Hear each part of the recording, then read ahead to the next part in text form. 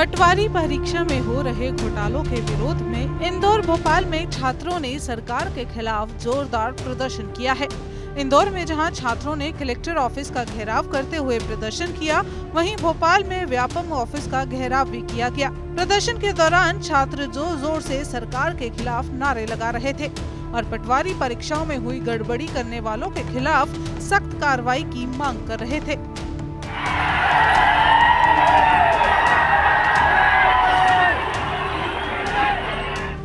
पटवारी परीक्षा घोटाले को लेकर सवालों के घेरे में भिंड से बीजेपी विधायक संजीव कुशवाहा ने कहा कि मेरे कॉलेज की तो सिर्फ बिल्डिंग इस्तेमाल हुई थी, परीक्षा तो कंपनी करवाती है।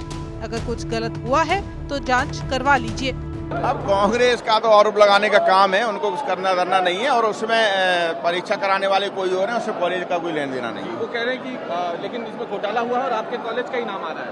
तो मैंने बताया ना, कॉलेज का इससे कोई लेना देना नहीं है।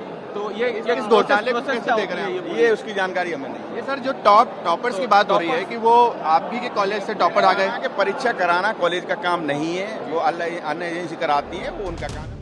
गौरतलब है कि भिंड से बीजेपी विधायक संजीव सिंह कुशवाहा ने इंजीनियरिंग कॉलेज में बनाए गए परीक्षा केंद्र से 114 अभ्यर्थियों का चयन हुआ है। वहीं टॉप 10 में मेरिट लिस्ट में भी 7 परीक्षार्थी भी इसी केंद्र से आए हैं, जिस पर कांग्रेस ने भी सवाल उठाए हैं। कांग्रेस नेता राहुल गांधी ने पटवारी घोटाले पर ट्वीट करते हुए लिखा, मध्य प्रदेश में भाजपा ने युवाओं से बस चोरी की है। पटवारी परीक्षा घोटाला व्यापम घोटाला 2.0 है, जो प्रदेश के लाखों युवाओं के भविष्य के साथ खिलवाड़ है। पहले भाजपा ने जनता की चुनी हुई सरकार चोरी की, अब विद्यार्थियों से उनका हक, युवाओं से रोजगार की चोरी कर रही है। कांग्रेस ने सवाल उठाए हैं कि बीजेपी नेता के कॉलेज से ही क्यों 10 में से 7 टॉपर हैं। कांग्रेस के आरोप की बुनियाद इस बात से भी है क्योंकि 2020 में कृषि विस्तार अधिकारी परीक्षा में भी यही हुआ था। एक क्षेत्र से एक ही जाति के टॉपर सामने आए थे। सरकार ने जांच कर उस परीक्षा को ही रद्द कर दिया था। बाद में फिर से परीक्षा करवाई गई थी। पूरे मामले में केंद्रीय मंत्री अरुण यादव का आरोप है कि कॉलेज बीजेपी विधायक का और सरकार बीजेपी की। ये एक बड़ा घोटाला है, इसकी जांच होनी चाहिए। मध्य प्रदेश में पटवारी परीक्षा में एक महाघोटाला हुआ। इस बात को माननीय मुख्यमंत्री जी ने भी स्वीकार किया है और उस नियुक्ति पर उन्होंने रोक लगाई है।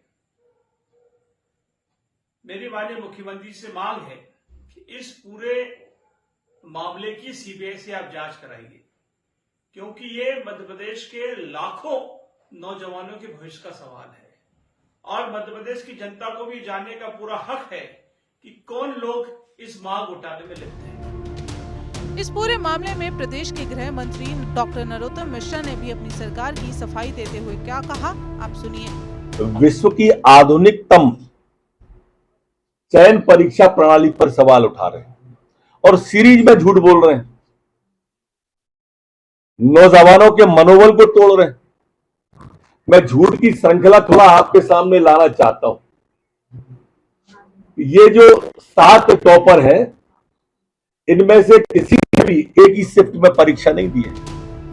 इंदौर कोचिंग एसोसिएशन के अध्यक्ष रवि दांगी का कहना है कि एक तो मध्य प्रदेश में पहले तो वैकेंसी नहीं निकल रही और इस तरह के घोटाले सामने आए तो प्रदेश के बेरोजगार युवा आखिर कहां जाएंगे। उन्होंने कहा कि जिस तरह से टॉप 10 में से 7 छात्र ऐसे हैं जो एक ही सेंटर से पास हुए हैं, उनके रोल नंबर के साथ ही उनके अंकों में भी काफी समानता नजर आ रही है।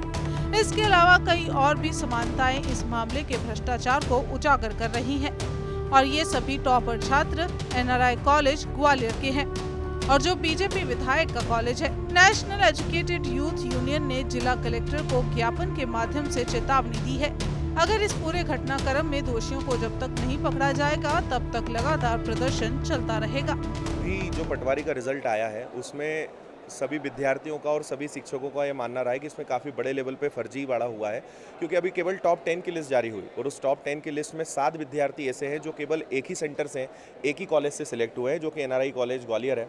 तो ये निश्चित रूप से ये संकेत देता है कि इसमें कुछ ना कुछ गड़बड़ हुआ है, कुछ ना कुछ फर्जीवाड़ा यहाँ पे हुआ है।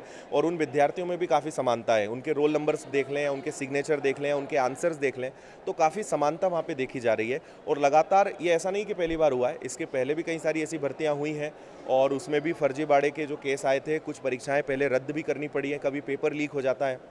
तो ये समस्याएं विद्यार्थी लगातार देखते आ रहे हैं और विद्यार्थियों का बिल्कुल भी इसमें से विश्वास उठ चुका है कि सारी जो प्रक्रिया है वो एकदम साफ सुथरे तरीके से हो रही है।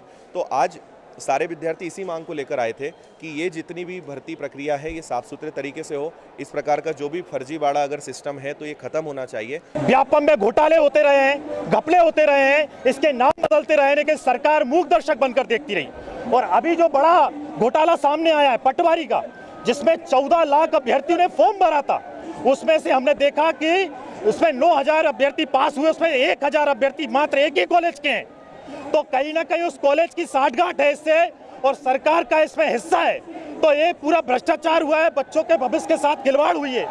बच्चा 18 घंटा पढ़ाई करता है, मेहनत करता है, लेकिन अगर भ्रष्टाचार अगर हो जाए तो उसके भविष्य में बताइए क्या बचा।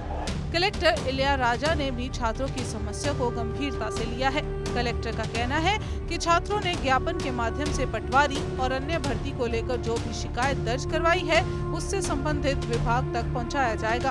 अगर छात्रों की शिकायत सही पाई जाती है तो उच्च स्तरीय जांच करवाई जाएगी।